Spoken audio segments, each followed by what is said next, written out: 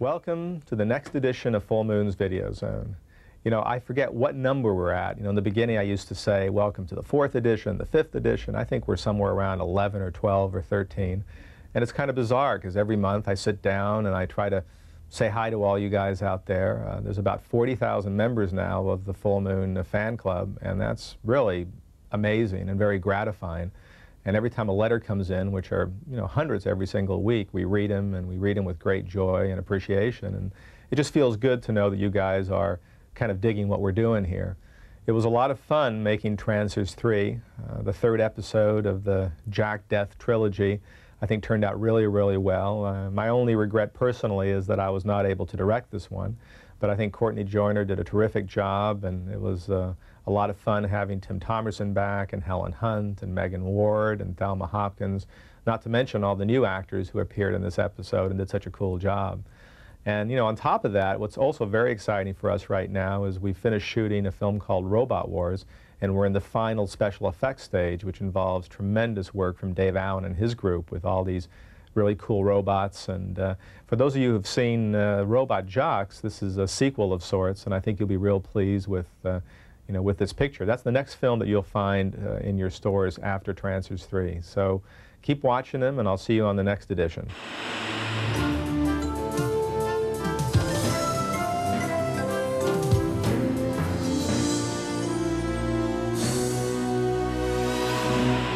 Who are you, man, and why are you here?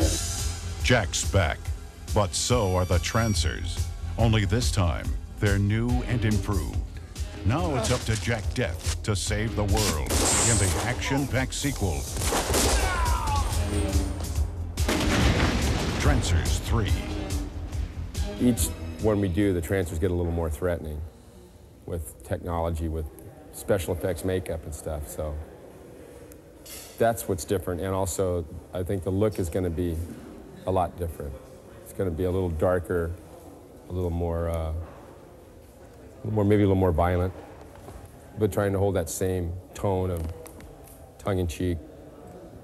So that's basically the day-to-day difference.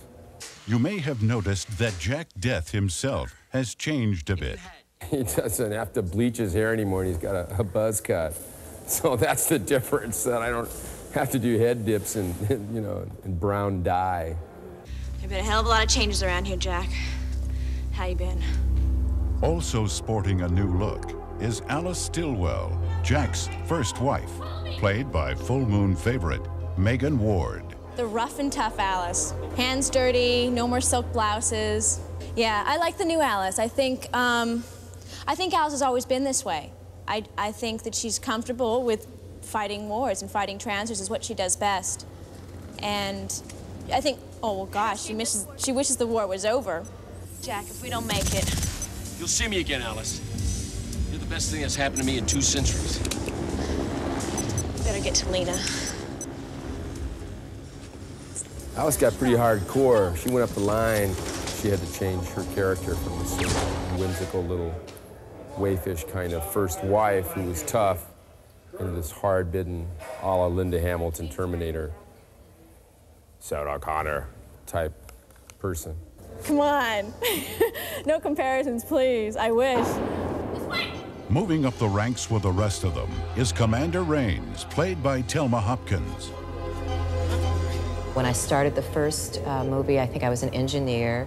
The second, I was a lieutenant. The third, I was a commander. And this film, I get to move up again. And I think there is too little of that in the industry. The thing that I like most about it is it's not pointed at. There's nothing said about my being black. That's funny. I think it sounds even worse than it looks. It does. It sounds so thick. A little grunge is worth a promotion, you know. Can I help you? The final cast member to be reunited from the previous Trancers is Helen Hunt as Lena, another one of Jack's exes. Since the last time you saw Lena, she has been struggling it out with Jack Death, who's become harder and harder to live with. Till the first time you see her in this movie, they are on the brink of divorce. It's a very strange little thing to keep coming back and doing, but I somehow couldn't bear to have this final thing happen and me not be there, so. You got a nice life, Lena. Take care, Jack. See ya. Feels like this is a nice wrap-up of the whole thing, you know? That's what it feels like right now. Then we cut. Longtime Trancers fans may have noticed that Charles Band has passed the directing reins to first-time director Courtney Joyner. Charlie really gave me the keys to the Rolls Royce in a way, because the Trancers films are considered like the top-of-the-line full moon product. They always get the best casts. We had some very, very experienced, very big, recognizable actors. People like Helen Hunt and Andy Robinson, and everyone was all jazzed because, oh my God, we've got the villain from Dirty Harry. That villain is probably the best bad guy ever, Andrew Robinson, who comes to us as the Twisted Colonel Daddy Mother. It's a combat name. I was mother and father to those boys in the field. It's very basic. It's, you know, it's your demagogue. It's your totalitarian type of leader. It's this guy who is selling a bill of goods to a bunch of other people to do his bidding, and for however he wants to use them. My little bureaucrat. Who are you people? How did you get in my living room anyway? Colonel! Tail sticks, tail sticks, and... Tim Thomerson provided most of the comic relief throughout the shoot, and it proved to be contagious. I've known Tim now for like 15 years or 15 years. And like within 5 seconds, it's as if no time has passed. Bye! He doesn't get the girl in this I never get the girl in any of these. And Courtney Joyner, who also wrote the script, tells us why. I wanted someone who could handle a gun. I wanted someone who could be Jack's equal in a combat situation, which we see in the movie, which is nice. And the fact that they're attracted to each other, but, you know, they never get together, I also like that, because that's kind of film noirish, and, you know, I love you, baby, but I got, you know, somebody to kill, you know, which is cool. Jack Death's cool sidekick is the feisty RJ, played by newcomer Melanie Smith. I think RJ really looks up to Jack. I think Jack really gets a kick out of RJ. I think that had the film been written differently, they could have been, you know, I could have been his protege. They could have been a real, you know, kind of fighting team. She's one of Jason's CIA dorks. We've been tagged. You're good, sweetheart. You're real good. Melanie Smith had a wonderful time working with Tim Thomerson. He's got a great sense of humor.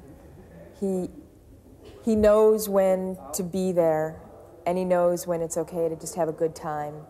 He's professional. He's talented. He's gonna owe me money for this. I'm giving him so many compliments. No offense, RJ, but if this is a setup, I'm gonna turn you into fish food. And speaking of fish... What the hell are you? Jack's other partner against crime is the android shark, played by R.A. Mahela, who was too busy to be interviewed. But we promise, you'll see more of him next time. Another new recruit caught up in the Colonel's scheme is Dawn Billings as Janice Sharp, in what turned out to be a physically demanding role. I'm probably going to be in 100 million pieces tomorrow morning. But Tiger Bomb has been my savior for this one because I couldn't move my neck because of whipping it. They were offering me a double, but I said I thought I could do them all. I'm so sore now, I'm regretting that. No, but it looks more real if you're doing it yourself. The fight sequence was actually choreographed by stunt coordinator Rick Barker, who worked with the actors for several hours before the scene was shot. To help achieve the realistic effect, a Steadicam was used to film the fight sequence from all angles. Camera operator Tani Canavari wore the 40-pound rig as he followed the movement of the actors. That's the cut. Stay there, stay there.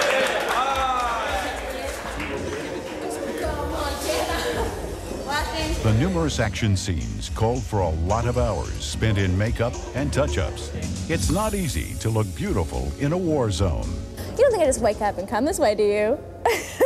So first it's apply the makeup that doesn't look like makeup. Then it's apply the dirt.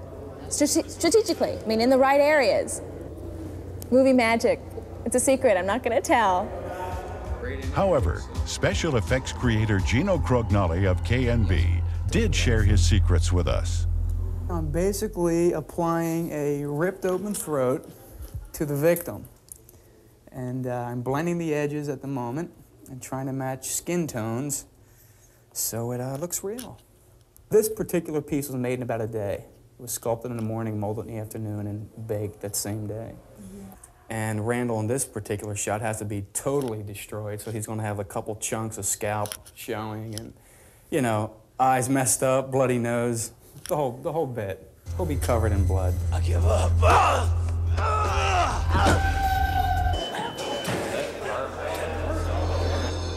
In Hollywood, it's a writer's dream to direct one's own script.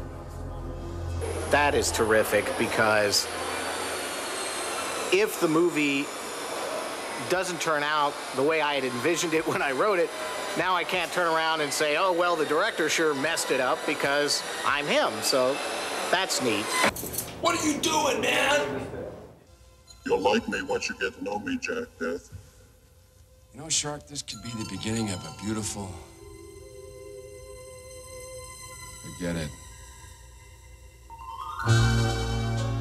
Trancers 3. 3 times, and you're deaf.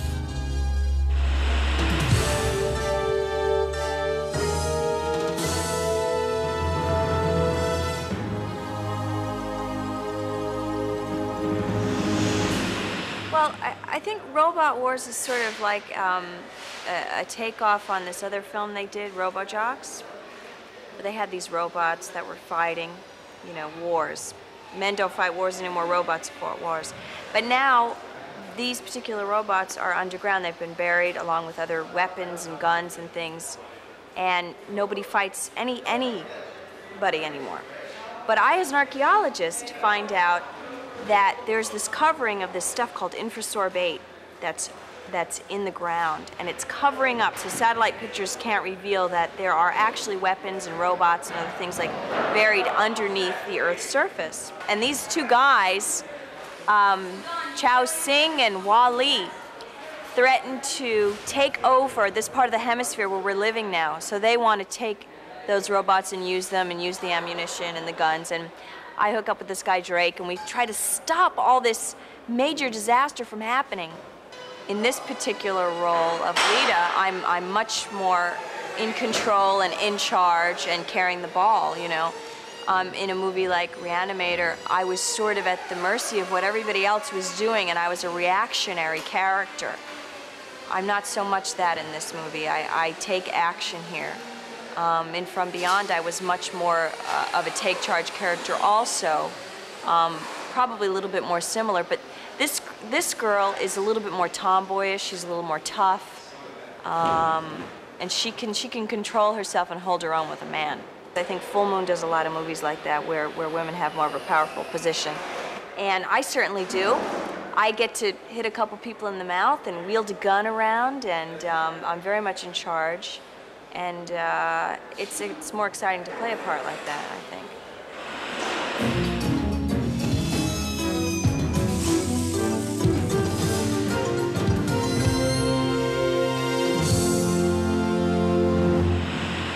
We all know that when things get a little crazy, someone always remarks, there must be a full moon tonight. All full moon films are loaded with magic. Usually, magicians don't reveal their secrets. But Videozone has convinced David Allen, Full Moon's star sorcerer, to share some of the behind-the-scenes wizardry from Dr. Mordred. This is the castle for the fifth dimensional world.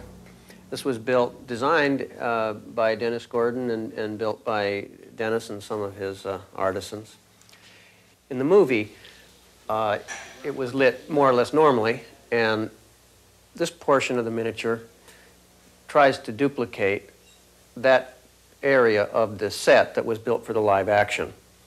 And sometimes this castle has been used to complete the portion of the set that was never built and is put in with split screen so that we see what looks to be a larger part of the whole structure.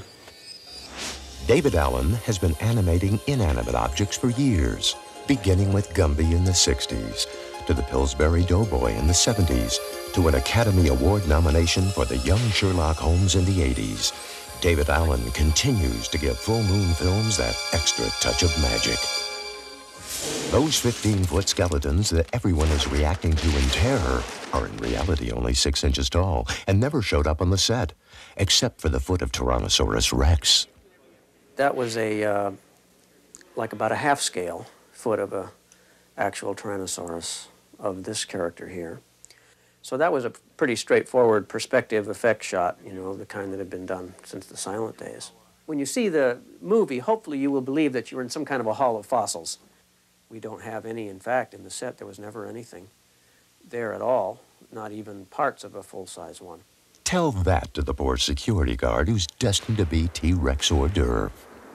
This little man, there's one scene in the movie where the Tyrannosaurus here in the background picks him up. And the tie only, well, it's just a little piece of strip lead, you know, so that it can be animated, be waving around. Shooting a stop-motion animation sequence is extremely time-consuming.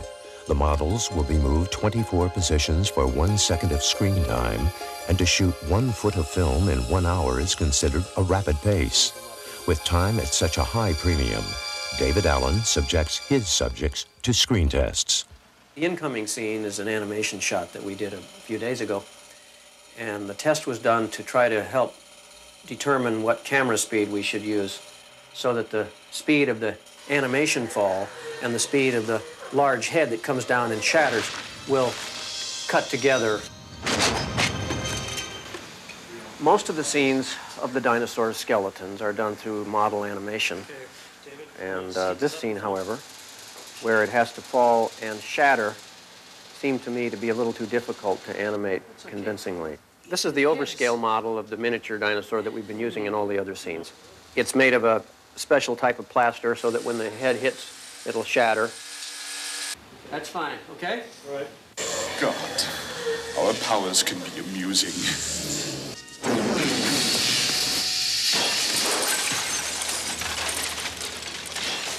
Dr. Mordred stars Jeffrey Combs, Brian Thompson, and Tyrannosaurus Rex. Demand it at your video store.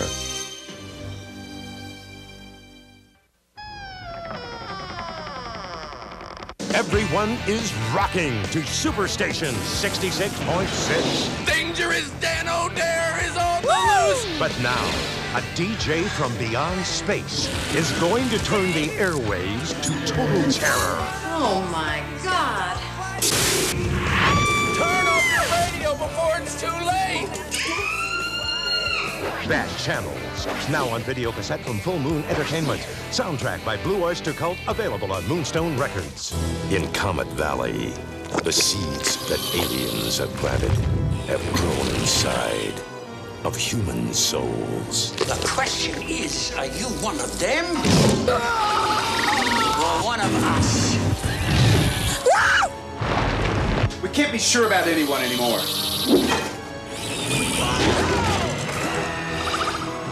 Seed people. Now on video cassette from Full Moon Entertainment.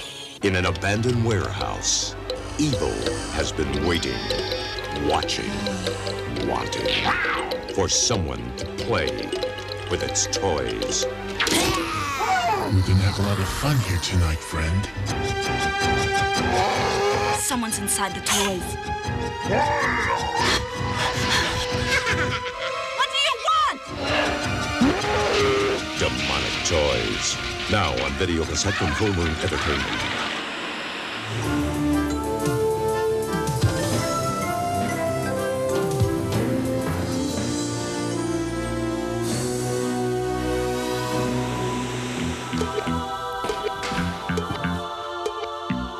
Hi, Full Moon fans. I'm Charlie Spradling, and I'm here on the set of Trancers 3 to tell you about our hottest new collector's items. Moonstone Records has just released the newest soundtrack from our movie Bad Channels. This CD has over 70 minutes of songs by such great new acts as Psychotic Symphony, DMT, and Fair Game. Even the legendary rock band Blue Oyster Cult performs 2 songs, as well as the movie's original score. At Full Moon, our imagination just keeps growing, especially with our new trading card sets from Seed People and Bad Channels. Now you can learn the secret origins of monster plants and intergalactic bands. The cards also have full-color drawings of your favorite characters. But our wildest moving pictures are our comic book versions of Doll Man and demonic toys. Malibu Graphics keeps pushing Brick and Jack to the limit, so be sure to pick up these 4-issue limited series at your local comic store or newsstand. It's a hot summer here at Full Moon. There's no better time to wear our t-shirts than now. Our latest silkscreen hits include Netherworld and Demonic Toys. What do you think? You can also get your official Full Moon t-shirt when you join the fan club. $20 also gets you a subscription to our Moon Flash newsletter. It's the first and best way to get news on our upcoming films and our behind-the-scenes Full Moon magic. For more information about becoming a Full Moon fanatic, you can call our hotline at 1-800-999-9559 or write to Full Moon Entertainment, P.O. Box 526, 8721 Santa Monica Boulevard, West Hollywood, California, 90069. Thanks for watching Videozone. Keep sending me those letters and I'll see you next time.